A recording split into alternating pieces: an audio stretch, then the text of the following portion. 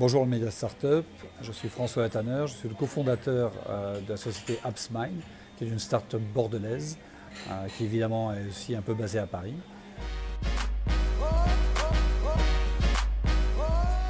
Un conseil, moi je voudrais partager quelques conseils pour les futurs entrepreneurs, parce qu'avec 3 ans et demi de recul, c'est super intéressant de se dire qu'est-ce que je referais, qu'est-ce que je ne referais pas par rapport à ce qu'on a vécu. Alors déjà, pour moi, le premier conseil le plus fort, c'est beaucoup plus facile d'être associé.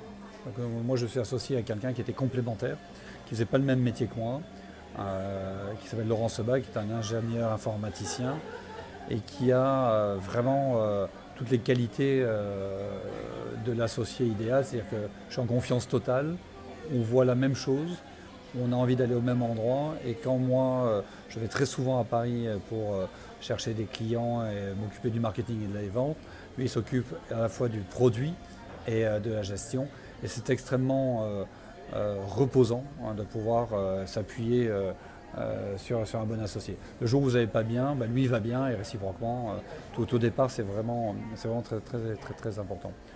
Pour moi, le conseil principal, c'est de bien choisir son associé. Et pour bien le choisir, il faut forcément qu'il fasse un autre métier que le vôtre, sinon vous êtes en compète à un moment ou à un autre. Ça me paraît absolument essentiel. Puis sinon, vous faites double emploi, hein, c'est pas la peine au départ. Et deuxième élément, il faut être sûr qu'il a la même vision que vous de qu'est-ce que sera la boîte dans 3 ans.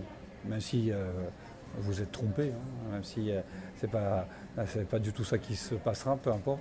Il faut, s'il y en a un qui rêve de monter une boîte pour la vendre tout de suite et l'autre qui veut construire une boîte dans la durée, ça change tout. Ça, c'est très important.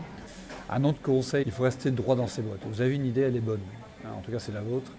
Vous la maîtrisez bien, et celle-là, c'est super important de la conserver. Conservez cette idée-là. À la marge, vous pouvez pivoter, quoi, on aime bien dire ça, c'est-à-dire changer de business model, pourquoi pas. Vous pouvez changer 2-3 artifices, mais si vous êtes convaincu, et nous c'est notre cas chez AppsMine, on est convaincu que personne ne travaille sur le fait de faire revenir les gens sur les applications mobiles. Tant pis sur la méthode, on peut changer sur la méthode, mais notre métier c'est de faire celui-là. C'est pas de faire autre chose, pas de faire des blogs, on est vraiment là pour ça. Donc ça, il faut être focus et opiniâtre là-dessus.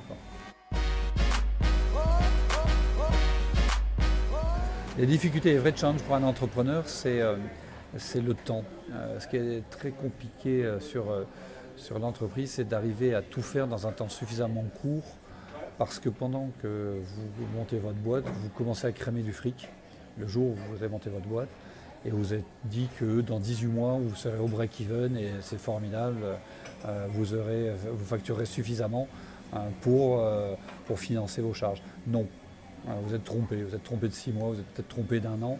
Il y a un vrai truc sur le temps, et donc sur le temps et le tas d'or. Enfin, monter une start-up, c'est monter des ressources, un tas d'or avec lequel on embauche des gens, on fait des développements informatiques, on consomme en allant dans les foires, dans les salons, en marketing, en communication et en vente.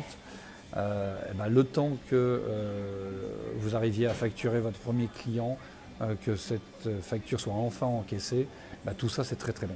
Et donc du coup, il faut faire très attention à ça, c'est quand vous faites vos business plans, c'est que en fait, votre point d'équilibre, votre break-even est beaucoup plus loin que vous ne le pensez. Et donc si vous n'avez pas assez financé au départ votre startup, très vite vous allez vous engueuler avec votre associé, très vite vous allez vous mettre dans une situation d'urgence absolue qui fait que vous allez prendre n'importe quoi et dévoyer le sujet de base. La caractéristique d'un entrepreneur, l'une des caractéristiques essentielles de l'entrepreneur, c'est l'opiniâtreté. Il faut remonter la pente tous les matins. Et tous les matins, vous vous dites tiens, ça n'a pas marché hier, je repars. Vous repartez au combat. Dès que vous signez un contrat, il faut repartir. Il faut repartir. Et si vous n'avez pas cette opiniâtreté-là, cette résilience-là, il y a vraiment des moments où vous découragez en disant pour 90 clients, enfin prospects que vous avez rencontrés, vous en avez signé 10, ça fait quand même 80 qui disparaissent. Donc c'est quand même assez dur à prendre ça dans la figure.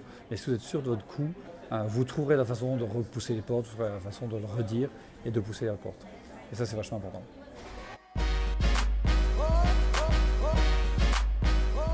On peut peut-être partager aussi, on a fait une petite anecdote sur l'entreprise.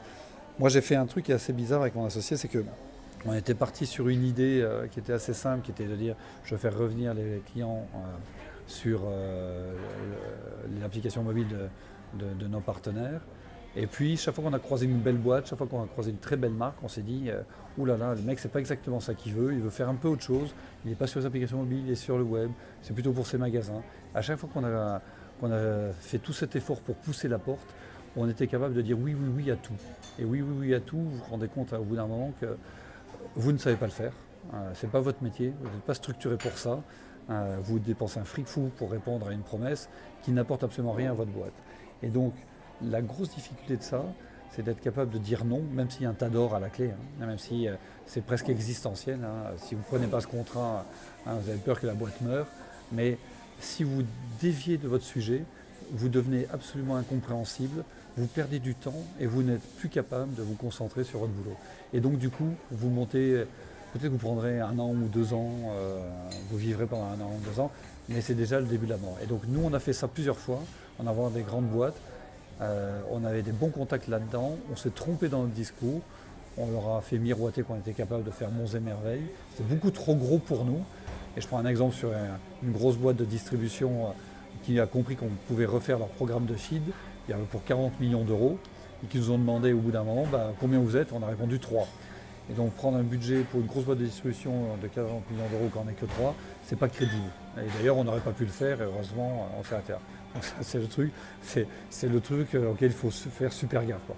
Donc, ça ne suffit pas d'avoir poussé la porte, il faut être capable encore de tenir ses promesses, quoi.